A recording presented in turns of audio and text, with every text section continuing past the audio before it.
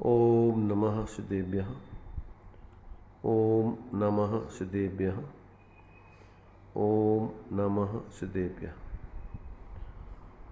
मंगलम भगवान वीरो मंगलम गौतमो गणी मंगलम कुंद कुंदाद्यो जैन धर्मोस्तु मंगलम सर्वमंगल मांगल्यम सर्वकल्याणकारकं प्रधानं सर्वधर्माणां जैनं जयतु शासनं जैनं जयतु शासनम्।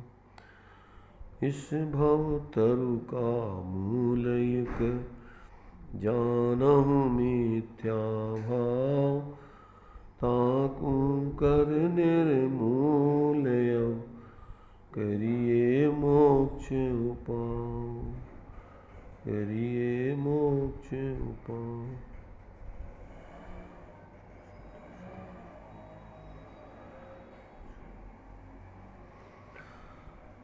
मोक्ष मार्ग प्रकाशक जी का 7वां अधिकार। जो बाहर में जैन है, अंदर से वो जैन का जो यथार्थ जीवन होता है, उस जीवन जीने की कला उन्होंने सही नहीं समझी है। शास्त्रों से उन्होंने अनेक प्रकार के आभास, भ्रम वस्तु स्वरूप के संबंध में धारण करके मिथ्या मान्यता बना के बैठे हुए। ऐसे जैनाभासों के स्वरूप को यहाँ पर स्पष्ट किया जा रहा है। तो यहाँ निश्चयाभासी, व्यवहाराभासी, उभयाभासी, अनुभयाभासी, तो चर्चा चल रही है अभी व्यवहाराभासी की, क्योंकि ये निश्चय व्यवहार जो है श्रुत सम्यक श्रुतक ज्ञान में ये नए सम्यक नए होते हैं। वस्तु स्वरूप को समझने के लिए जो दृष्टिकोण है वस्तु को जानने के, भेदों से, अभेद से, संयोग आदि की अपेक्षा, तो वो सम्यक ज्ञान में ही यथार्थ भाषित होते हैं। अज्ञानी जीव को उसमें भ्रम हो जाता है। तो उस भ्रम कैसे कैसे भ्रम होते हैं इन आभासों में, तो उसकी अपन को यहाँ पर थोड़ा चर्चा अपन ले रहे हैं, ताकि अपने जीवन में अगर ऐसी कोई भ्रांतियाँ हों तो उसको तोड़ के यथार्थ वस्तु स्वरूप को समझकर और फिर उस अपने उस एकत्व भक्त आत्मा का अवलंबन करके निर्विकल्प होके और मोक्ष मार्ग में परिवर्तन करते हुए सच्चे धर्मात्मा मोक्ष मार्गी बनकर और पूर्ण स्वाश्रित दशा, मोह रहित दशा प्रकट करके सुखी हो। उसका प्रयोजन तो इतना ही है मात्र। तो ये बात अपन को यहाँ पर समझाई जा रही है कि व्यवहाराभासी कितने कितने प्रकार से गलती करता है। तो अभी अपन ने व्यवहाराभासी की कुल अपेक्षा से धर्म धारण करने वाले व्यवहाराभासियों की चर्चा के बाद अब परीक्षा रहित आज्ञानुसारी धर्मधारक व्यवहाराभासी, इसकी चर्चा अपन ले रहे हैं कि वो भगवान जिनेंद्र की आज्ञा मान करके, शास्त्रों की आज्ञा मान करके, पर वो तो समझ रहे कि हम उनकी आज्ञा मान रहे हैं, परंतु वो सही आज्ञा समझ ही नहीं रहे उनकी। इसलिए भ्रम से वो अपने को आज्ञा अनुसारी मानते हुए और बिना स्वयं के परीक्षा करके, अनुभव करके न जीते हुए और मात्र औपचारिक धर्मात्मा बने हुए दिख रहे हैं। चाहे वो बाहर के त्याग निर्वृत्ति लेने वाले त्यागी वृत्ति साधु संत हों, और चाहे क्षयोपशम धारणा ज्ञान में और अन्यथा प्रकार जान मान करके ऐसा तथाकथित विद्युत वर्ग हो, उनके लिए सही स्वरूप का बोध नहीं है। वे भले ही मान रहे हैं क्षयोपशम ज्ञान में अपने लिए ज्ञानी भ्रम से, और बाहर के त्याग आदि से अपने को धर्मात्मा। ना वो धर्मात्मा है ना वो ज्ञानी है, दोनों भ्रम। धर्मात्मा बाहर का त्याग आदि करके अपने को धर्मात्मा मानता है, और जो क्षयोपशम ज्ञान में अन्यथा धारणा बना करके विशेष क्षयोपशम ज्ञान से और जो थोड़ी चर्चा आदि कर लेता है, तो वो जो है अपने को ज्ञानी मानता है कि हम समझदार हो गए, और सब नहीं समझते इस बात को।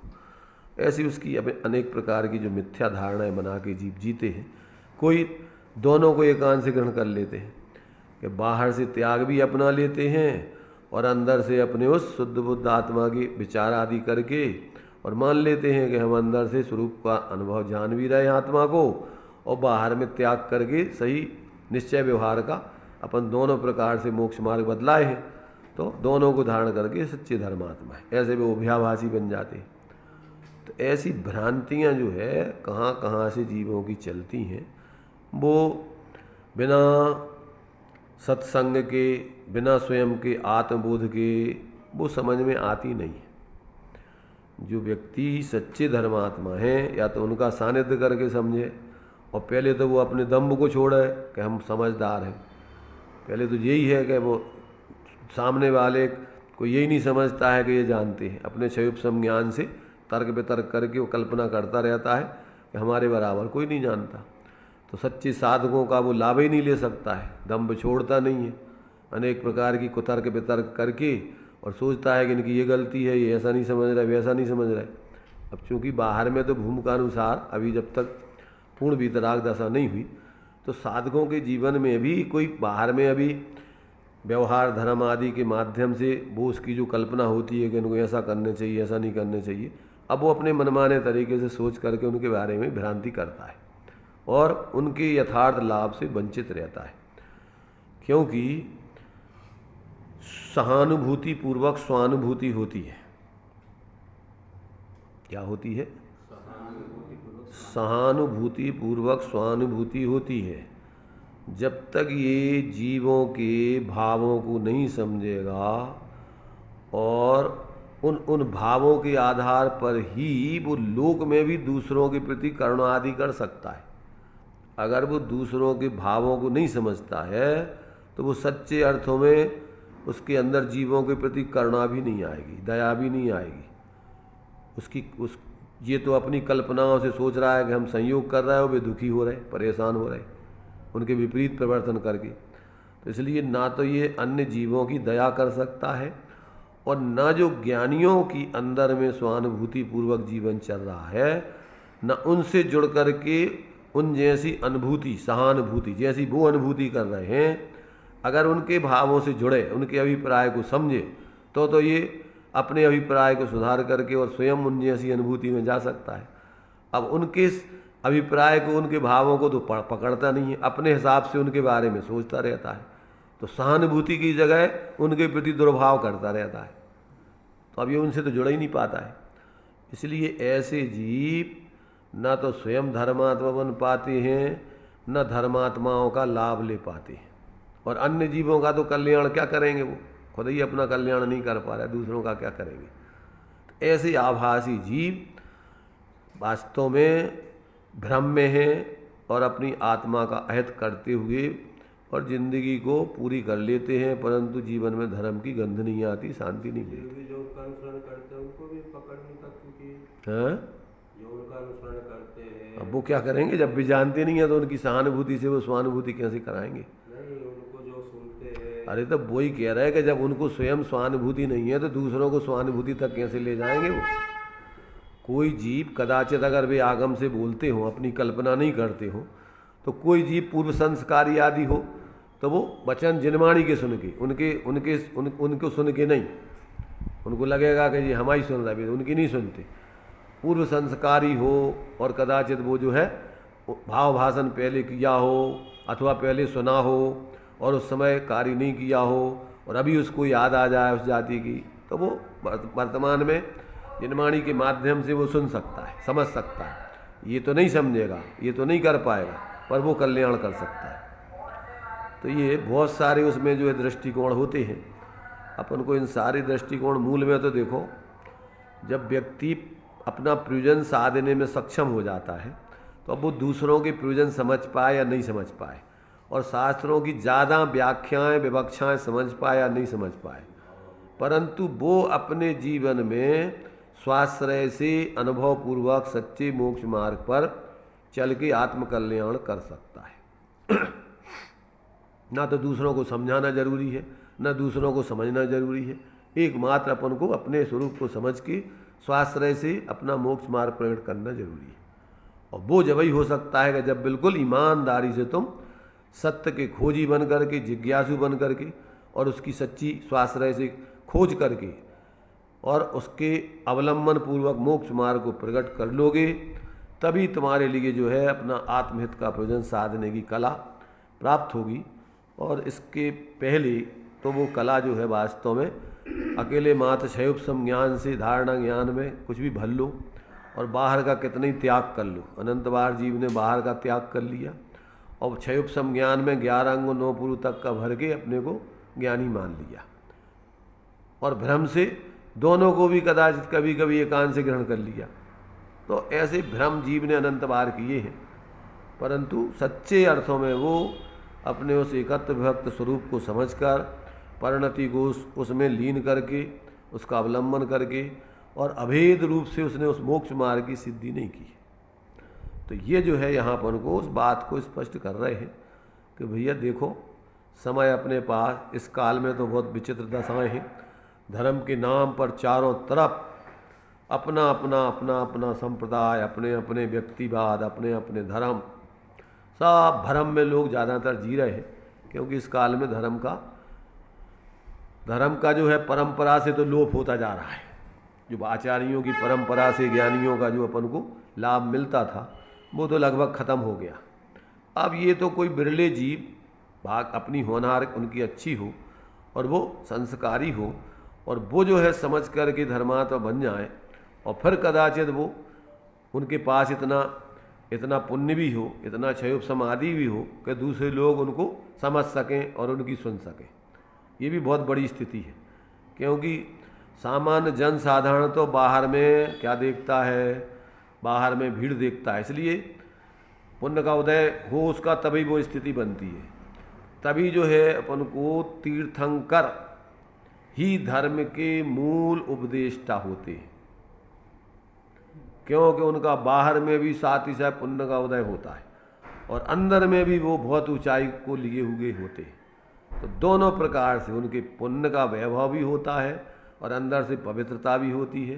तो अज्ञानी व्यक्ति जिनको बाहर से ही मूल्यांकन करते हैं, वे भी कर ले में मूल्यांकन, उन जैसा वैभव किसी के पास दुनिया में नहीं मिलेगा तुम्हें। और उन जैसा अंदर में ज्ञान आदि का बल, सामर्थ्य, उनकी विशुद्धता और दुनिया में तुम्हें किसी के पास नहीं मिलेगी। इसलिए वे सब प्रकार से लोगों के कसौटी पर खरे उतरते हैं अंदर बाहर से और उनसे जीव प्रभावित होकर के फिर धर्म के मार्ग में लगते हैं। तो ये जो है अपन को यहाँ अभी जो जीव मात्र आज्ञानुसारी धर्मात्मा बनते हैं और खुद परीक्षा अनुभव करके और तत्वों का निर्णय करके और स्वयं अपने अनुभव से नहीं जीते हैं, तो कहते हैं वो धर्मात्मा नहीं है, वो एकमात्र उनको धर्म का आभास हो गया है। व्यवहार धर्म धारक जो व्यवहाराभासी बने, व्यवहार धर्म को ही उनने परमार्थ मान लिया है। धर्म बुद्धि से व्यवहार धर्म धारक व्यवहाराभासी, उनने कोई लौकिक प्रयोजन नहीं, ख्याति लाभ पूजा मान सम्मान रुपया पैसा लौकिक प्रयोजन कुछ नहीं है। मात्र जो व्यवहार धर्म उनने धारण किया है वो काय के लिए, आत्मकल्याण के लिए। पर वो तो समझ रहे हैं कि इससे आत्मकल्याण होगा, पर वो आत्मकल्याण का मूल मार्ग नहीं है। तो ऐसा जो है अनेक प्रकार के भ्रम होते हैं। तो अभी तो अपनी जो है परीक्षा रहित आज्ञानुसारी धर्म धारक की चर्चा चल रही। तो कल अपन ने इसको पढ़ लिया था थोड़ा, अब उसके आगे अपन विचार करते हैं। देखिए, तो जोर से कोई बोल सकते हैं। हाँ, तथा कितनी, पहले शुरू से पढ़ के एक बार। तथा कितने ही आज्ञा अनुसारी जैनी होते हैं, जैसी शास्त्र में आज्ञा है उस प्रकार मानते हैं, परंतु आज्ञा की परीक्षा करते नहीं। यदि आज्ञा ही मानना धर्म हो तो सर्वमत वाले अपने अपने शास्त्र की आज्ञा मानकर धर्मात्मा हो जाएं। इसलिए परीक्षा करके जिन वचन की सत्यता पहचान कर जिन आज्ञा मानना योग्य है। हाँ। देखो, हाँ, यहाँ तक अपन ने कल पढ़ लिया था कि भाई देखो, मात्र दूसरों के कहने से तुमने वो बात मान ली तो तुम्हारे लिए वो बात अभी पक्की नहीं है, उस पर आप दृढ़ नहीं रह पाओगे। इससे ताकतवर युक्ति तर्क देने वाला, पुण्य के उदय वाला बाहर में उसका निषेध करेगा तो तुम भी भ्रम में पड़ जाओगे। अगर तुमने उसको अनुभव किया होगा, जो चीज़ मोक्ष मार्ग तो चूंकि अनुभव का मार्ग है, ये अकेला मात्र सुना सुनाया मार्ग तो है नहीं कि सुन करके तुम्हारा काम हो जाए तो सब जीवों का कल्याण हो जाता। समूसण में असंख्या जीव हैं, तो समूसण में भगवान सर्वज्ञ से ज़्यादा सुनाने वाला ऊंचा तो कोई मिलेगा नहीं। पर वहाँ पर भी जो लोग उसको अंदर में स्वयं सुन करके अपने जीवन में उसका आश्रय करके स्वरूप का और स्वयं धर्मात्मा नहीं बनते हैं, उनके लिए कोई भगवान धर्मात्मा नहीं बना देते। जिनवाणी धर्मात्मा नहीं बनाती। जिनवाणी और भगवान आदि भगवान का जो उपदेश है वो तो सब तुम स्वयं प्रयोग करो तो निमित्त बन जाएंगे, और प्रयोग नहीं करो तो वे निमित्त भी नहीं है तुम्हें। मतलब जो दिव्य ध्वनि है उसे सुन के भी लगातार की युक्ति अनुमान सब पूरे लगा करके तुम्हें निर्णय करना होगा। सब अंदर ग्रहण है। हाँ, जैसे एक दृष्टांत नीति में दिया है कि यस्य नास्ति स्वयं प्रज्ञा शास्त्रम तस्य करोति किम लोचनाभ्याम विहीनस्य दर्पणः किम करस्यति। इसका मतलब ये होता है कि दर्पण चेहरा किसको दिखाता है? दर्पण चेहरा दिखाता है, किसको दिखाता है? लोचनाभ्याम विहीनस्य, जिसकी खुद की आंखें देखने की नहीं हो तो क्या उसको दर्पण चेहरा दिखाएगा? भाई दर्पण तो अपना काम कर रहा है, झलका रहा है, पर देखना तो तुम्हें है ना उसमें। तो जब तुम्हारी आंखें नहीं है तो उसमें तुम अपना चेहरा कैसे देखोगे? ऐसे ही जिनवाणी भगवान जनेन्द्र ज्ञानी धर्मात्मा तो तुम्हें वस्तु स्वरूप दर्शा रहे हैं, पर तुम्हारी खुद की बुद्धि होना चाहिए ना देखने की, जब तो तुम देख पाओगे। और नहीं है तो कहते जैसे दर्पण अंधे के लिए कोई काम का नहीं, ऐसे मूढ़ व्यक्ति को, अविवेकी व्यक्ति को, स्वयं अनुभव नहीं करने वाले को देव शास्त्र गुरु कुछ नहीं कर सकते। जो स्वयं अपनी बुद्धि लगाकर निर्णय करके स्वाश्रय ग्रहण नहीं करे तो उसके लिए भगवान क्या करेंगे? ज़्यादातर 99% लोग पिछलग्गू बने हुए हैं। भीड़ इकट्ठी काय की है? अंध श्रद्धालुओं की। अंध श्रद्धालु किसे कहते हैं?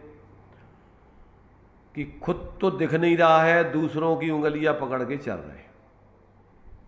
अंध श्रद्धालु, मात्र उनके कहने से उनने ब्लाइंड श्रद्धा कर ली है, मान्यता बना ली है, खुद को वो चीज़ दिखाई नहीं दे रही। जैसे अंधा व्यक्ति होता है तो वो दूसरों के सहारे चलता है। अंध श्रद्धालु क्यों कह रहे हैं उसको? कि खुद को नहीं दिख रहा है, वो जहाँ ले जाएंगे बस वहाँ चला जाएगा वो। ऐसे ही ये जो मोक्ष मार्ग अंध श्रद्धा का विषय नहीं है, ये तो श्रद्धा का विषय तो है, पर खुली आंखों वालों को देख करके, परीक्षा करके, अनुभव करके चलने वालों के लिए श्रद्धा का विषय है। कोरी परीक्षा रहित और श्रद्धा करके उससे कुछ नहीं होना है। इसलिए जब तक व्यक्ति को स्वयं मात्र दूसरों का अनुकरण, अरे सामान्य व्यक्ति का अनुकरण तो छोड़ो, तीर्थंकर का भी अनुकरण करते रहो तो अभी तुम्हारा कुछ नहीं होना। सामान्य व्यक्ति तो तुम्हारा क्या करे कोई। तो आज वर्तमान में जितने संप्रदाय हैं वे अंधा अनुकरण करने वाले हैं ज़्यादातर। तो सांप्रदायिक व्यक्ति तो अंधा अनुकरण ही करता है। इसलिए श्रीमद जी ने एक वचन दिया है कि कोई संप्रदाय मोक्ष में नहीं जाता है, उनमें से कोई बिरले जीव समझ करके स्वाश्रय करके मोक्ष मार्ग की सिद्धि करते। तो अपन ये सोचेंगे जहाँ ज़्यादा भीड़ होगी, ऐसा भीड़ का मार्ग नहीं है ये तो वैज्ञानिकता का मार्ग, वैज्ञानिकता पूर्वक समझ करके और स्वाश्रय ग्रहण करेंगे, ये तो उसका। तो ये जो है भेड़ चाल वाला मार्ग नहीं है, तो सिंह वृत्ति वाला मार्ग है। जैसे शेर बनी बनाई रास्ताओं पर नहीं चलता है, वो अपनी स्वयं की रास्ता देख के जहाँ उसके लिए उचित है, जो उसके लिए खतरे से रहित है, ऐसा वो अपने खुद के मार्ग पर बना करके चलता है। ऐसे ये मोक्ष मार्ग भी प्रत्येक व्यक्ति को अपना हित समझ करके स्वयं ही अनुभव करते हुए चलने का मार्ग है, ये किसी दूसरे के पीछे लग जाने का मार्ग नहीं। तो यहाँ पर यही बात कह रहे हैं कि भैया जो आज्ञा मात मानते हैं तो सारे लोग अपने अपने शास्त्रों की आज्ञा मानते हैं, सब धर्मात्मा हो जाएंगे। जो धर्म के नाम पे हिंसा कर रहा है, पाप कर रहा है, झूठ बोल रहा है, चोरी कर रहा है, सब तो भैया हमारे शास्त्र में लगा है ऐसा करना है? तो भैया ऐसा है नहीं कहना। अरे ये यहाँ पर अपन ने अभी पढ़ा था कि लोक में ऐसी राजनीति में नहीं है, ये तो भगवान जिनेंद्र का धर्म का मोक्ष मार्ग है, तो इसमें ऐसी नीति कैसे?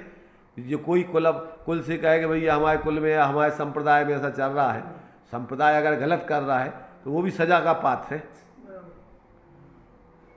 आज अपन देख रहे हैं कि इतने बाबा लोग धर्म के नाम पर उनके लाखों करोड़ों अनुयायी हैं, और वे देखा गया ये क्या कर रहे हैं, ये पाप कर रहे हैं, ये पाप में लगे हुए हैं और बीज धारण किए हैं धर्मात्मा का, तो उनको पकड़ के जेल में डाला हुआ है। और आज भी अंधे अनुकरण करने वाले उनकी पूजा कर रहे हैं।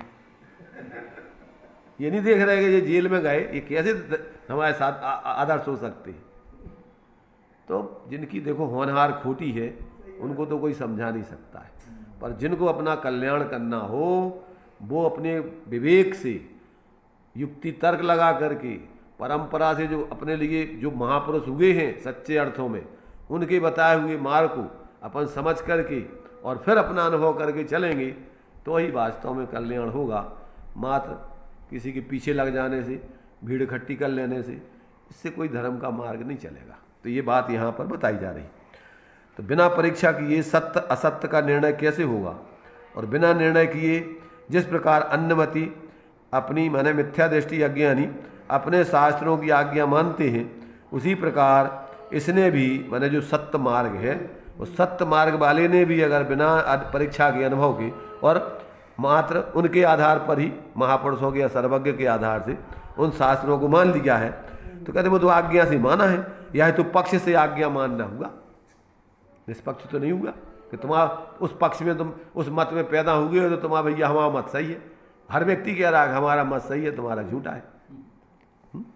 इसलिए ये कहते ये इस प्रकार का अंधानुकरण करने वाला मार्ग नहीं है, मात्र आज्ञा मान के चलने वाला मार्ग नहीं है। आगे देखिए, कोई कहे कि शास्त्र में 10 प्रकार के सम्यक्त में आज्ञा सम्यक्त कहा है, व आज्ञा विषय धर्म ध्यान का भेद कहा है, व निसंकित अंग में जिन वचन में संशय का निषेध किया है वह किस प्रकार है? तीन प्रश्न उठाए इसमें।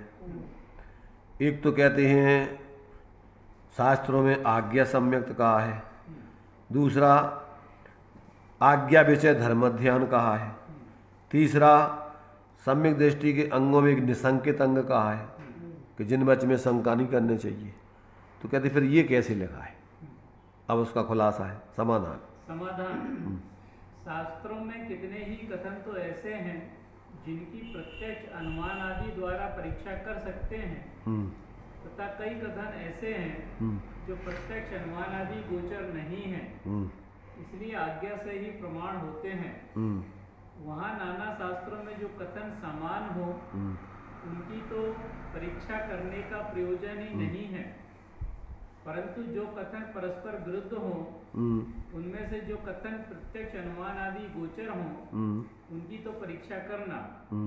वहाँ जिन शास्त्रों के कथन की प्रमाणता ठहरे उन शास्त्रों में जो प्रत्यक्ष अनुमान गोचर नहीं है ऐसे कथन किए हों उनकी भी प्रमाणता करना, तथा जिन शास्त्रों के कथन की प्रमाणता न ठहरे उनके सभी कथन की अप्रमाणता मानना।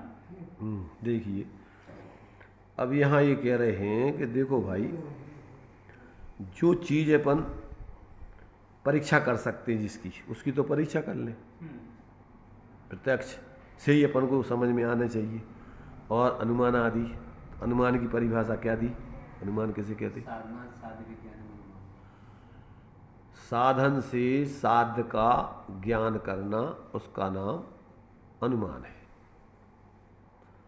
साधन क्या कहलाता है?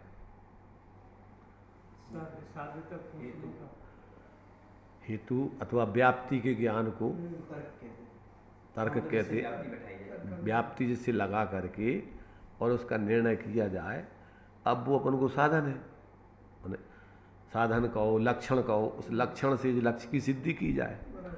अब जैसे मान लीजिए कि यहाँ धुआं हो रहा है, तो अपन उससे अपन को अग्नि तो नहीं दिख रही है, परंतु अपन को धुआं दिख रहा है, तो अपन क्या करेंगे कि भैया कहीं ना कहीं यहाँ आग लग गई है। ऐसा अपन को अनुमान हो जाएगा। इसमें व्याप्ति दो प्रकार से घटित होती है, एक होती है समव्याप्ति, एक होती है विषम व्याप्ति। तो इसमें एक तरफ से व्याप्ति लगती है। कैसी लगती है कि जहाँ जहाँ धुआं होता है वहाँ वहाँ अग्नि होती ही है, परंतु जहाँ जहाँ अग्नि होगी वहाँ वहाँ धुआं होना जरूरी नहीं है। पर जहाँ जहाँ धुआं है वहाँ वहाँ अग्नि होगी। जैसे मान लीजिए अपन जहाँ जहाँ राग है वहाँ वहाँ आत्मा होगा, पर जहाँ जहाँ आत्मा होगा वहाँ वहाँ तो ये एक तरफा इसमें क्या लगती, व्याप्ति लगती है। अब इसको अपने लिए इससे अपन ये तो पक्का है कि जहाँ राग है वो तो आत्मा है, बिना आत्मा के राग नहीं हो सकता है। पर राग आत्मा का स्वभाव नहीं है, धुआं अग्नि का स्वभाव नहीं है, उसका प्रकाश उष्णता स्वभाव है। तो ऐसी ज्ञान आत्मा का स्वभाव है। इसमें समव्याप्ति माने दोनों तरफ से लगती है। क्या लगती है उसमें कि जहाँ जहाँ आत्मा वहाँ वहाँ ज्ञान, और जहाँ जहाँ ज्ञान वहाँ वहाँ आत्मा। बिना आत्मा के ज्ञान नहीं हो सकता और बिना ज्ञान के आत्मा नहीं हो सकता है। ऐसा अपन जब ये अनुमान आदि करके अपने स्वरूप का निर्णय करते हैं और पर पदार्थों का भी निर्णय करते हैं लक्षणों से। अब लक्षण तीन दोष रहित होते हैं, अव्याप्ति, अतिव्याप्ति, असंभव। अब मान लीजिए कि अपन ने जो विषम व्याप्ति लगाई, जहाँ जहाँ राग है वहाँ वहाँ आत्मा है। अगर आत्मा का लक्षण अपन ने राग कर दिया तो क्या होगा, कौन सा दोष आएगा, अव्याप्ति नाम का। पूरी आत्माओं में नहीं लगेगा, आत्मा में तो लगेगा पर सब आत्माओं में नहीं लगेगा। जिनमें कसाएं हैं उनमें लगेगा, निष्कसाई आत्माओं में नहीं लगेगा। एक दूसरा लक्षण होता है सामान्य लक्षण, एक होता है विशेष, एक सामान्य लक्षण होता है। तो सामान्य लक्षण जैसे मान लीजिए आत्मा अमूर्तिक है, तो आत्मा मूर्तिक है, उसमें घटित होगा ये तो, परंतु अन्य द्रव्य भी अमूर्तिक होते हैं, इसलिए ये लक्षण उनमें चला गया, इसलिए ये निर्दोष नहीं है लक्षण। हाँ, इसलिए अपन को इन सारे न्याय से भी अपन को सारा ये ज्ञान हो तो अपन क्या है, भ्रमित नहीं होते फिर उसमें अपन, क्योंकि अपन को अध्यात्म में न्याय से ही वस्तु स्वरूप की मुख्य रूप से सिद्धि की जाती है। तो ये अपन को जब अनुमान लगा करके अपन वस्तु स्वरूप का निर्णय करेंगे और प्रबल युक्ति और निर्बल युक्ति देखेंगे तो फिर अपन को क्या है, कहीं कोई भ्रम नहीं पैदा कर सकता है। दुप्पलबाजी में कोई अपन को क्या है, ठग नहीं सकता है। अपन बराबर अपनी बुद्धि से निर्णय कर लेंगे, नहीं ये बात तुम्हारी गलत है। तो यहाँ कह रहे अनुमान और प्रत्यक्ष। अब प्रत्यक्ष में अपन देख रहा है प्रत्यक्ष को कि अग्नि गर्म होती है और कोई कहे अग्नि ठंडी होती है, तो मान लेंगे अपन क्या, अपन देख रहे हैं प्रत्यक्ष कि जीव मोह से दुखी है। जब जब जीव पर में मूर्छित रहता है, जितनी आसक्ति होती उतनी आकुलता दुख दिखते। और कहो भैया ये बाहर से अपन को कुछ इनसे कुछ नहीं होता है। देखो बाहर के पदार्थ में दुख नहीं देते हैं, क्या होता है उसका लक्षण जो है परिग्रह का मूर्छा, बाहर का तो निमित्त मात्र बनता है और छद्मस्त के निमित्त नैमित्तिक संबंध है कि आप जो भी बाहर की चीजें ग्रहण करोगे, तुम कपड़ा पहन रहे और तुम कहोगे हम तो भी कपड़ा, हमें कपड़ा से राग नहीं है, हो सकता संभव। श्वेतांबर लोग मानते हैं कि अभी तो कपड़ा पहने ही भगवान बन गए, बीतराग हो गए।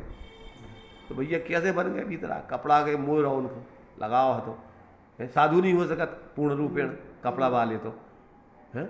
तो अब तुम उनको भगवान कैसे कपड़ा वाले हो, राजा राजपाठ में भगवान बन गए सब परिग्रह आदि लिए, जैसे अन्य लोग मानते हैं क्या भी सब पति पत्नियों शायद सब राजपाठ में भगवान बन गए। तो ये तो अपन थोड़ी बुद्धि लगाओ तो समझ में आता है। ऐसे ही अपन को यहाँ पर कि भैया देखो जो 24 प्रकार का परिग्रह बताया है तो वो बाह्य परिग्रह तो निमित्त रूप है, मूल में तो तुम्हारे अंतरंग के 14 प्रकार का परिग्रह है और उसका लक्षण सामान्य से मूर्छा परिग्रह। बाहर में छद्मस्त जीवों के जो भी संग्रह आदि होता है वो उसके कसाय पूर्वक बुद्धि पूर्वक ही करता है।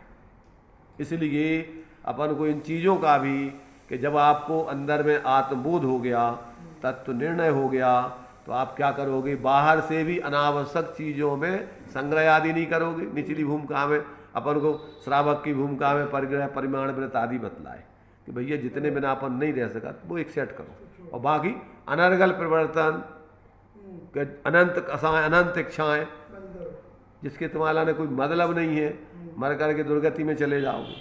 इसलिए उसको सीमित रख करके परिग्रह का 10 प्रकार का परिग्रह, मकान, धन संपत्ति, क्षेत्र, वास्तु, हिरण्य, स्वर्ण, धन, धान्य, दासी, दास, कुप, ये सामान्य से उस समय जो चलते थे उस हिसाब से लिख दिए, तुम अभी लगा लेना है अपने हिसाब से। वर्तमान में उस समय जो है दासी दास, घोड़ा गाड़ी मोटर नहीं चलते थे, अब आज तुम्हारे पास जो चल रहे उसमें लग गर्भित कर देना। उस समय धन के रूप में धन मानते थे गाय भैंस घोड़े, ये धन है, गोधन, गज धन, बाज धन और रतन धन। उस समय ये रुपया पैसा से कम कई ये तुम्हारे धन नहीं चलते थे। तो अब जिस समय जो उसमें अपन उसका भाव समझ लेना, जिस समय जो परिस्थिति चल रही। तो अब यदि अपन को इसमें अंधी दौड़ चल रही है, बिना सोचे चले जा रहे हैं, जरूरत ही नहीं है, भोजन बनाओ जाओ, मिठाइयाँ बनाओ जाओ, कि खावे वाए कितने हैं, कि क्या करने बना लो अपन तो जितना चाहिए, तुम्हें कितो खाने, अब काय खिलाने समय खराब कर रहे हैं। इसलिए जब तक व्यक्ति को ये सब विवेक नहीं होगा तब तक वो धर्मात्मा बन नहीं सकता है। धर्म के नाम पर तुम मूर्खता के काम करते रहो और कहो कि हम धर्मात्मा है, बीज धारण कर लो, या क्षय उपशम ज्ञान से तुम पंडिताई करते रहो, तो उसे कभी धर्मात्मा हो जाएगा। सुख सुविधाएं, बाहर की तुम्हारी आसक्ति, रस कितना है, ख्याति लाभ पूजा मान, नाम नहीं लिखा जाए पंपलेट में तो मार भी तैयार हो जाए। थोड़ा सा तुम्हें सम्मान नहीं मिले तो देखो फिर तुम्हारा चेहरा। एक हमारे एक तुम्हारे से भीलवाड़ा में एक सज्जन थे, तो वे थोड़ा मजाकिया टाइप के थे, पर बोलते थे वो थोड़ी धर्म की बातें ऐसे मजाक में। कहने लगे भैया एक बार हमारी पत्नी ने उपवास करो, उपवास की बात कहने लगे कल को हमारा उपवास है, बाजार से ये चीज़ें लेते ही हो। अब हम भूल गए तो उनको चेहरा ऐसा तमतमा गया, उनको लाल हो गया कि तुम काय को ले आओगे, हैं तुम्हें पता है कि हम उपवास ही थे और हमने ये चीज़ें बुलाई थी, तुम तो मैंने तुम क्या समझोगे धर्म को। तो कही हमने कही भैया जो तुम्हारा चेहरा लाल हो रहा हो, जो तप को प्रभाव आए उपवास का तुम्हारा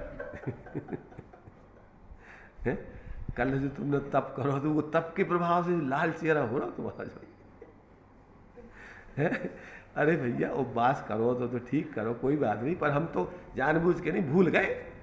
तो इतनी कसाय तुम इतनी गुस्सा कर कि हमें धर्म करो, तो धर्म तो कसाय छोड़ो वो है, भोजन अकेलो छोड़ो वो है। तो तुमने सामान्य दिनों में इतनी गुस्सा नहीं आती, कब हम भूल जाए तो कहीं भैया लेता ही दोबारा के दिन। अब आज तो तुम बिल्कुल ही आपे से बाहर हो रही। तो मतलब ये है कि भैया देखो धर्म मात्र बाहर का प्रधान, आसक्ति छोड़वे के लाने भोजन आदि छोड़ना पड़ेगा, ये अलग, पर वही में तुमने वही के कारण से परिणाम बिगाड़ा था। फिर भाई जितनी कीजिए शक्ति प्रमाण, तुम्हारी शक्ति हो करो, और सहजता में तुम्हारी जो साधना हो सके करो, कोई दूसरों के लाने थोड़ी करो तुमने। इसलिए जब तक विवेक नहीं हो तब तक व्यक्ति क्या है कि उसके जीवन में ये सारी क्या विसंगतियाँ चलती रहती। तो यहाँ पर ये कह रहे कि देखो भाई, जब जो प्रत्यक्ष चीज़ें हैं तुम्हारी कि कसाय में धर्म नहीं हो सकत, बाहर के तुम्हारे ख्याति लाभ पूजा की दौड़ में धर्म नहीं हो सकत, बाहर में तुम्हारे लाने पराधीनता में धर्म नहीं हो सकत, रात दिन दूसरों के आस तुम लंबी चौड़ी योजना बनाओ तो रात दिन लगे रहो कार्यक्रमों में, इसमें धर्म नहीं हो सकत। धर्म तो तुमने सब आरंभ सारंभ छोड़ के और निर्विकल्प होवे के लाने, स्वरूप आराधना के लाने तुमने निवृत्ति ली, और वो नहीं करके एक घर की व्यवस्था छोड़ के तुमने पूरा ठेका ले लो विश्व को और रात दिन लगे रहो में दुनिया की लंबी चौड़ी योजनाओं में। तो इतना थोड़ी भी बुद्धि जिसकी होती, कॉमन सेंस, वो भी समझता है कि भैया जो का है इनमें कौन सा धर्म है। पुण्य के उदय से बाहर में कदाचित भीड़ इकट्ठी होती रहे मूर्खों की, तो उससे क्या धर्म हो जाएगा। तो इसलिए जब तक अपन को ये प्रत्यक्ष अनुमान आदि से जो चीज़ अपन परीक्षा करके और निर्णय कर सकते हैं उसका तो निर्णय करें, और बाकी जो चीज़ें अपन परीक्षा नहीं कर सका, प्रत्यक्ष में देख नहीं सका, अनुमान आदि नहीं कर सका, वो जो ये प्रयोजनभूत चीज़ें उनने जो सही लिखी हैं, और ये सब शास्त्रों में ज्ञानियों ने ये बातें सही लिखी, ये कैसी, इनमें कोई अलग अलग नहीं हो सका। और कदाचित अब भगवान महावीर स्वामी कुंडलपुर में जन्म भाव के वैशाली में भाव, अब भाव कहूँ भाव ये तो अपन समझ सका, एक ही जगह भाव है कि दो जगह भाव है, ठीक है भैया, ठीक है, इतने भाव के उतने भाव पर को नहीं पता, पर भाव हुई है कहूँ, और उसे अपनों का जो कल्याण नहीं होने। ऐसे ही जो है, जैसे मान लीजिए अब भगवान ने शादी कराई थी कि नहीं कराई थी, चलो अगर कराई थी तो करावे से उनको आत्मकल्याण रुक जाएगा, फिर करा के बर शादी कराते हुए शादी के बच्चों के संग बीवी के संग ही मोक्ष गए भी, अगर कराई थी तो छोड़ो हुई है, फिर उनने आखिरी में तो त्याग करके अपनी साधना करी हुई है। तो कदाचित अपन को नहीं पता कि कौन भगवान ब्रह्मचारी रहे, कौन शादीशुदा होकर के दीक्षा लेके गए, पर सभी भगवानों ने सब छोड़ के मोक्ष गए कि नहीं गए, क्या कोई लेके गए कछु। तो ये ज़्यादा लड़वे झगड़वे की क्या जरूरत पड़ रही है, ये चीज़ें सब अप्रयोजनभूत है मोक्ष मार्ग में, कि भैया शादी करा लेने से कोई वो अपात्र हो जाए धर्म की, अब वो धर्म नहीं कर सका, ऐसी बात तो नहीं है। इसलिए इसमें ज़्यादा उलझने की जरूरत नहीं है। तो जो चीज़ें अपने ज्ञान गोचर नहीं है, अपन उनको अनुमान आदि भी नहीं कर सका, उसको अपन भगवान आज्ञा से मान लो, बहुमत से जो शास्त्रों में आचार्यों ने लिखी है परंपरा से, उसको मान लो कि भैया ये होगा, इससे अपना कोई ज़्यादा आत्मकल्याण में कोई अंतर नहीं पड़ता है।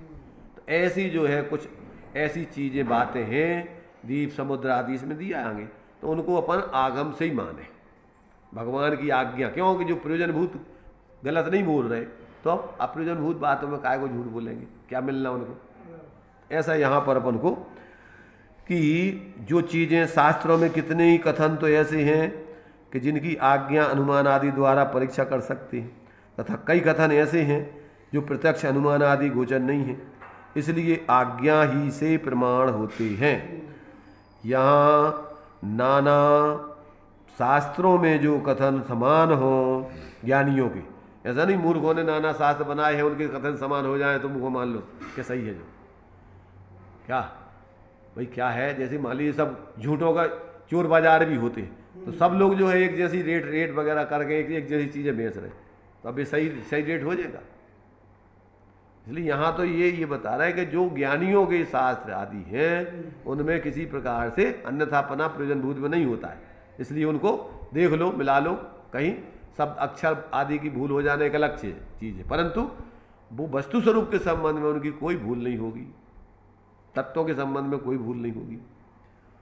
ऐसा जो है कहते हैं कि कथन यहाँ नाना शास्त्रों में जो कथन समान हो उसकी तो परीक्षा करने का प्रयोजन ही नहीं है, माने ये ज्ञानियों की बात चल रही, परंतु जो कथन परस्पर विरुद्ध हो उनमें से जो कथन प्रत्यक्ष अनुमान आदि गोचर हो उनकी तो परीक्षा करना।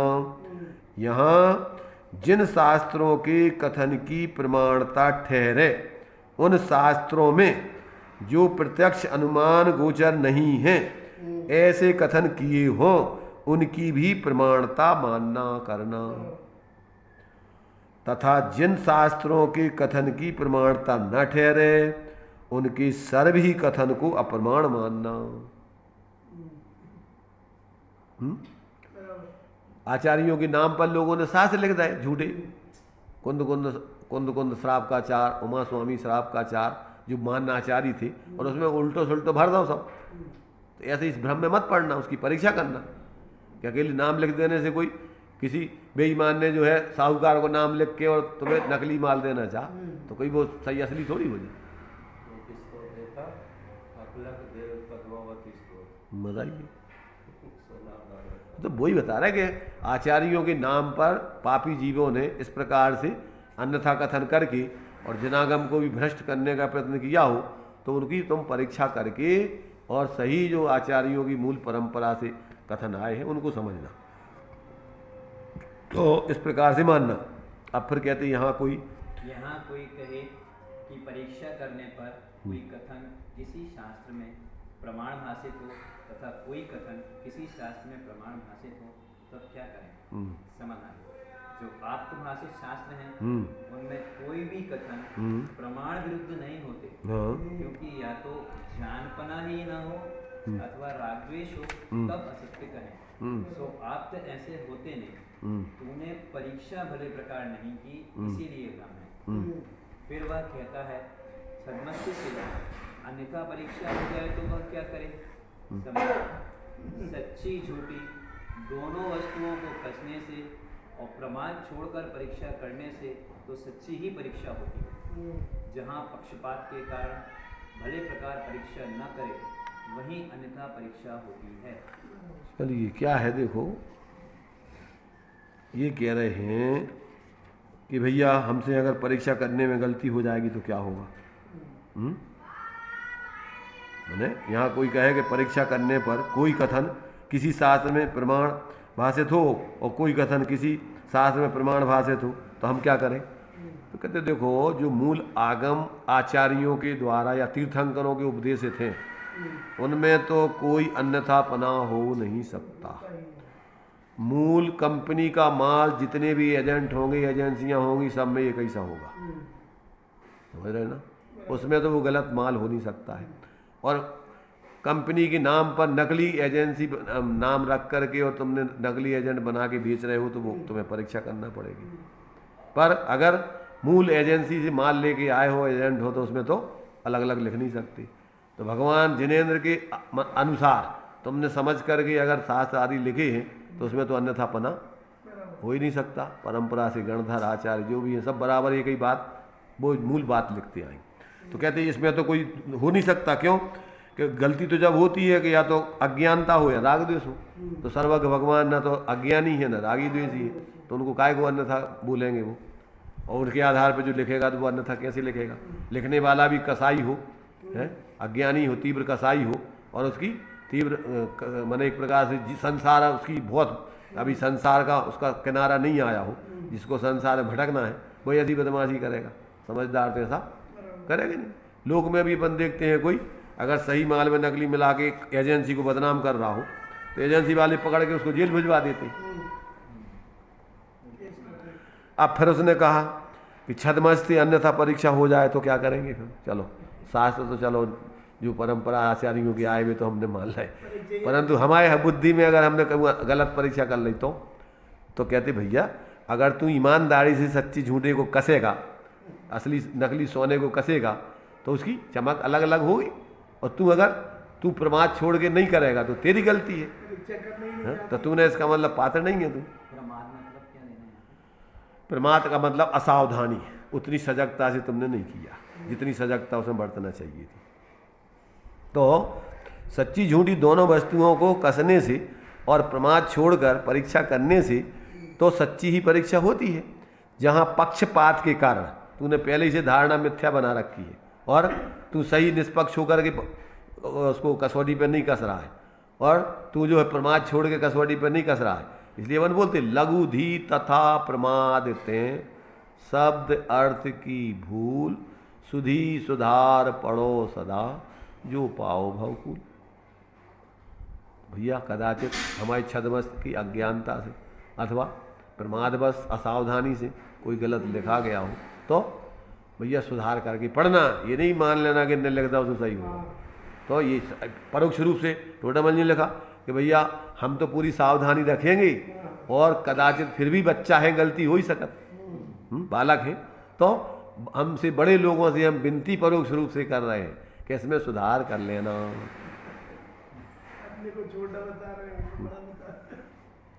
तो कहते हैं जहाँ पक्षपात के कारण भले प्रकार परीक्षा ना करें वहाँ अन्यथा परीक्षा होती है। तथा वह कहता है कि शास्त्रों में परस्पर विरुद्ध कथन तो बहुत हैं, किन किन की परीक्षा की जाए। तो कहते हैं सुन भैया कि शास्त्रों में विरुद्ध कथन तो कुछ ही नहीं है, तुझे विरुद्ध भाषित हो रहे होंगे और फिर परीक्षा तू बुद्धि ज़्यादा नहीं है तो जितनी प्रयोजनभूत है उनकी परीक्षा कर ले। तो कौन कौन? मोक्ष मार्ग में देव गुरु धर्म और जीवादि तत्व व बंध मोक्ष मार्ग प्रयोजन भूत हैं, सो इनकी परीक्षा कर लेना। जिन शास्त्रों में यह सच्चे कहे हों उनकी सर्व आज्ञा मानना, और जिसमें यह अन्यथा प्रूपित किए हों उनकी आज्ञा नहीं मानना। जैसे दृष्टांत दिया, जैसे लोक में जो पुरुष प्रयोजन भूत कार्यों में झूठ न बोले वह प्रयोजन रहित कार्यों में झूठ कैसे बोलेगा। उसी प्रकार जिस शास्त्र में प्रयोजन भूत देवादिक का स्वरूप अन्यथा नहीं कहा उसमें प्रयोजन रहित दीप समुद्रादिक का कथन अन्यथा कैसे होगा। क्यों? क्योंकि देवादिक का कथन तो अन्यथा कब होता है कि जब वक्ता को अपने विषय कसाय का पोषण करना हो। तो यहाँ पर कहते हैं कि ये प्रयोजन भूत बातें हैं। एक तो जिनसे तुम्हें धर्म सुनना समझना है वो देवगुरु शास्त्र आदि, हाँ वे सब उसमें आ गए। देवगुरु धर्म आप्तागम पदार्थ कहो, या इनने जो लिखे देवगुरु धर्म जीवादि तत्व व बंध मोक्ष मार्ग प्रयोजन भूत है, इसमें सब उसमें गर्वित हो जाते। तो कहते इनकी परीक्षा कर लेना, क्योंकि देवादिक निमित्त हैं, जीवादि स्वपर और हे उपाधि का निर्णय के लिए कार्यकारी हैं, और फिर उनमें से निर्णय करके स्वाश्रय से मोक्ष मार्ग होता है संबंध नजरा, और पराश्रय से बंध आश्रय बंध होता है। तो ये आप निर्णय कर लो इतनी चीजें। द्रव्य संग्रह जी में 3 अधिकार हैं। एक है 6 द्रव्य पंचास्ति का है, दूसरा है 7 तत्व 9 पदार्थ, तीसरा है मोक्ष मार्ग निश्चय व्यवहार मोक्ष मार्ग का स्वरूप, और फिर उसी के अंतर्गत है उस निश्चय मोक्ष मार्ग का कारण ध्यान। बिना ध्यान के मोक्ष मार्ग की सिद्धि, दोनों प्रकार के मोक्ष मार्ग की सिद्धि ध्यान में ही प्राप्त होती है। दुव्यम पि मोखेयुम झाणे पाऊ नदी जमुनि नीमा तम्मा पयत चित्ता यूयम झाणम समभ्यसय।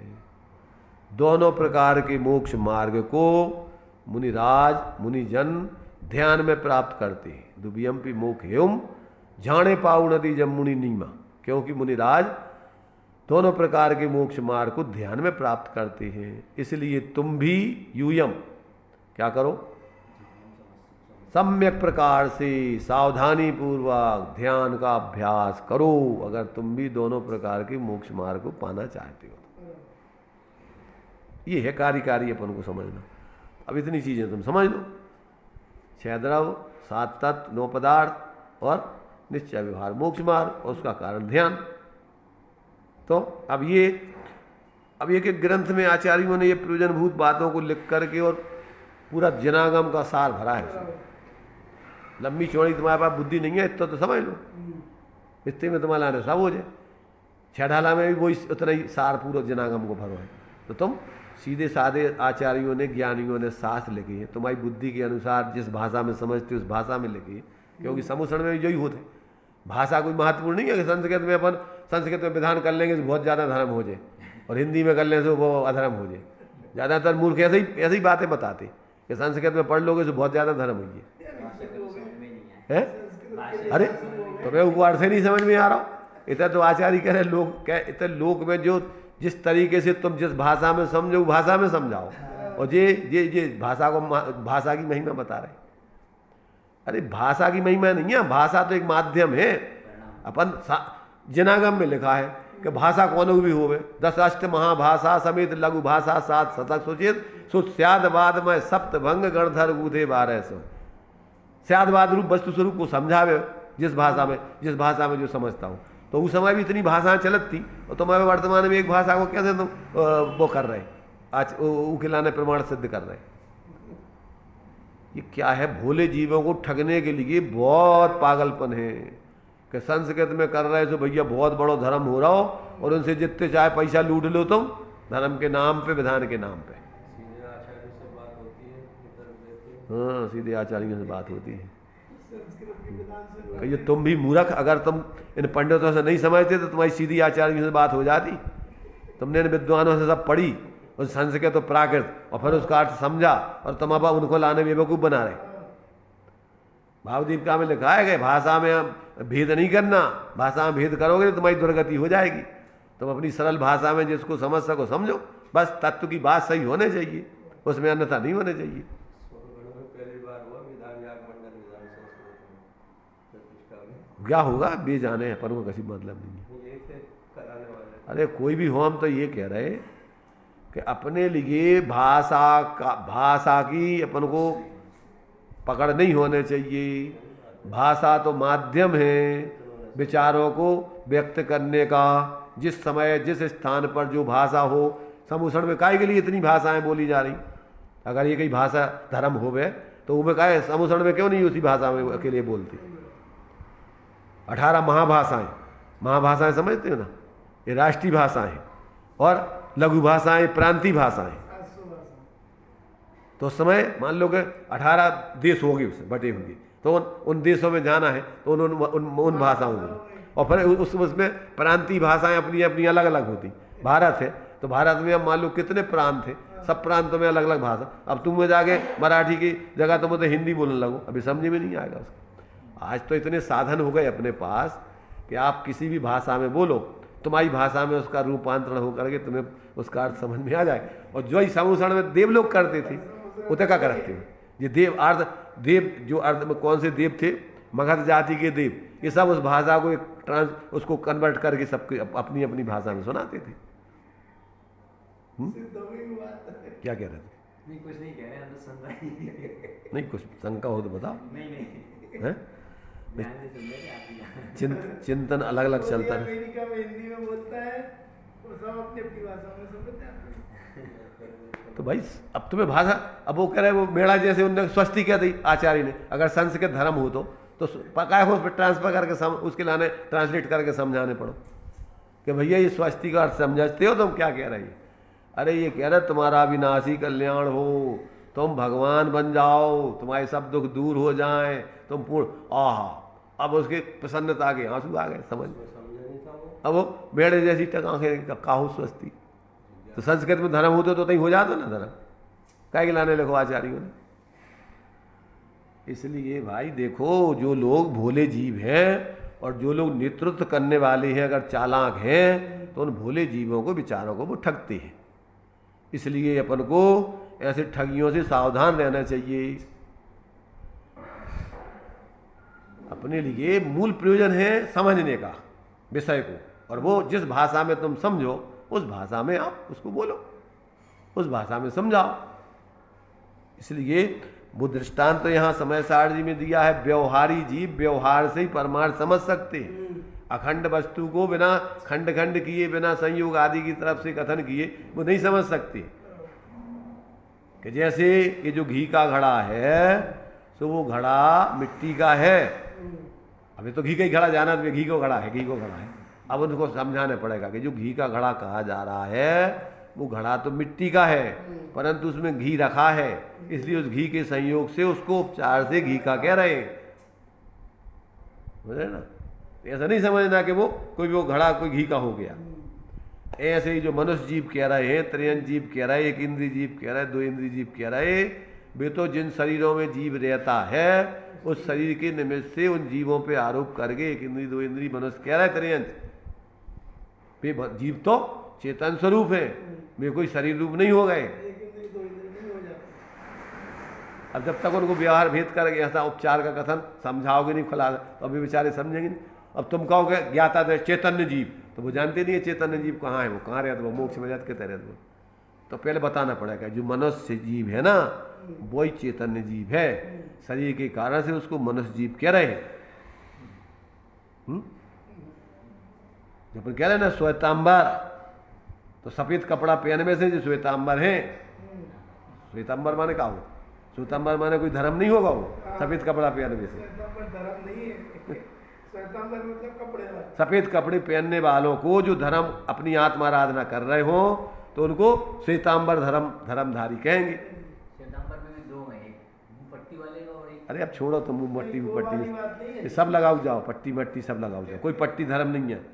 मुंह पट्टी वाले हो, बगैर पट्टी वाले हो, और चार चार चार चौखुटी पट्टी वाले हो, गोल पट्टी वाले। अब ये सबरी तुम्हारी मूर्ता है सांप्रदायिक बुद्धि की हैं कि तुम्हें अलग संप्रदाय चलाऊ ने अपनो, कपड़े वाले क्योंकि तुम्हें नेतागिरी अलग करने, उनको अलग करने। तो अब अलग अलग जब उनकी तुम मूर्खों के लाना, जब तुम इस प्रकार के भेद नहीं डालोगे तो तुम उनका नेतृत्व कैसे करोगे? सही बात। हम्म? ताकत धर्मगुरु हो गए। उपयोगिता बताओ उसकी, उस पट्टी की, चौड़ी पट्टी की और गोल पट्टी की। वायुकाय के जीव होते हैं। अरे तो वायु काय के नाक बंद करो ना, फिर तुम्हारी मुँह में से नाक में से नहीं निकला, हवा नहीं निकला नाक में से, तो नाक में से निकला तो फिर नाक भी बंद कर दो, तो तुम्हारा वायु कायक और सब कायक जीव तुम्हारे इकट्ठे चले जाते, मारवे को तुम्हारा काम खत्म हो जाए, तुम्हारी खुद ही मर जाओ, तुम्हारी मुँह बंद कर देवे और नाक बंद कर देवे, फिर क्या हुई? अरे जो असत्य अनुष्ठान है उसमें जो पागलपन, पट्टी मुँह के थूक से भाप से गीली हो जाती है, और उसमें एक इंदी मारवा तो गए 30 जीव पैदा होके मरते रहते हैं। कैसी होश ही नहीं है, दुर्बुद्धि से अपनी अपनी नई संप्रदाय नए परंपरा चला गए, और लोगों को बेचारे भोले जीवों को पकड़े लगा रहा मुँह पे मुँह सीकर बोले ही नहीं पाओ, बातें ही नहीं निकले सही है। इसलिए भाई देखो यहाँ पर अपन को ये सारी चीज़ें, अगर तुम्हारी खुद की बुद्धि नहीं होगी तो जगह जगह पर ठगाए जाओगे। स्वयं की बुद्धि नहीं होगी तो जगह जगह ठग बीमारे बैठी है, तुम्हें लुट जाओगे। तो लोक में भी अपन जब अगर सजग नहीं हो तो लुट जाएंगे। तो ये तो धर्म का मार्ग है, इसमें तो अनादिकाल से जो ही हो रहा। तो इसको अपन धीरे धीरे समझें, इकट्ठी तो पचाना बहुत मुश्किल है। तो समझ में कितनों की आ जाएगा ये तो ये भी बहुत मुश्किल है। ज़्यादातर लोग तो ना लगे भैया अरे ये तो इनको तो काम ही आए, ये तो सब जो ये कराते सब अकेले एक दूसरे की बुराई बता रहे। बुराई टोडामल जी को मरवा दो बेचारों, बताओ काहे के लाने कि जो सबकी बुराई ये बता रहे। अरे बुराई बता रहे कि तुम्हारी बुराई दूर करवे के लाने करुणा से तुम्हें इतनी मेहनत कर रहे हैं, बताओ। जिनकी दुर्बुद्धि तीव्र कसा है, का उल्ट अर्थ को अनर्थ अपने पैरों पर कुल्हाड़ी, उनको का बिगड़ना? उनको तो समाधि बाद में करनी थी, जो पहले कर ली। वे तो समाधि करके पहले मैंने बाद में जाती, पहले चले गए, उनको तो कभी बिगाड़ भाव नहीं है। तुम्हारे लाने सत्य से तुम वंचित हो गए, तुम्हें सत्य प्राप्त नहीं हो। पता नहीं कितने लोग, खुद का नुकसान, दूसरों का कितना नुकसान। कितने लोगों का, अब लोगों की भी ऐसी होनहार होगी तो, क्योंकि ऐसे लोग उनको सत्य के निमित्त ही नहीं मिलना, जिनकी होनहार खोटी है, ऐसी दुर्बुद्धि हो जाएगी उनकी। चलिए अभी अपन यहीं विश्राम लेते हैं, बाद में अपन इस पर और विचार करेंगे। निज में बताई यह अनंत अनंत उपकार, उसी के लिए जिन वाणी वंदना सतवार।